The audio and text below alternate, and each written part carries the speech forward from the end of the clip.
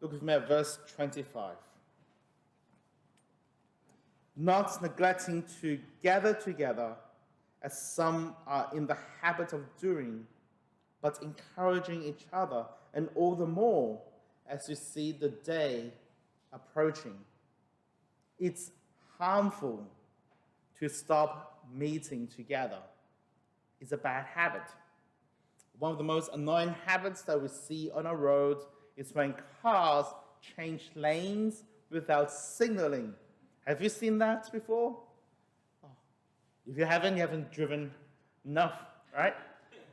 When I drive and I see people changing lanes without signaling, I say, no signal, pal. Not only is it annoying, but it can be a dangerous habit as well. If you don't signal, the risk of you crashing into another car is a lot higher.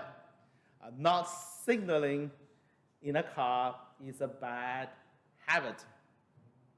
Not gathering together as God's people is also a bad habit. When we don't gather, we stop drawing near to God. You stop confessing your hope in Christ together. You stop provoking each other to love and good deeds.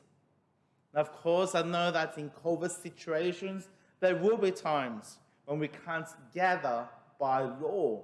There will be times when our doctors will advise us not to gather. During those times, we must work extra hard to love one another. But whenever you can, whenever you get the opportunity to gather, make the most of it. Now, our church is not perfect, but it is a glimpse of heaven.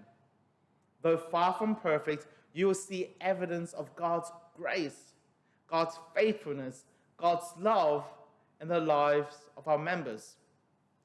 One day, you will see the church in all its beauty on the day when Jesus comes back. Until then, come to church. Don't fall into the bad habits of not gathering. Instead, boldly enter into God's presence as we faithfully gather with God's family. Here are the 3 questions for this week.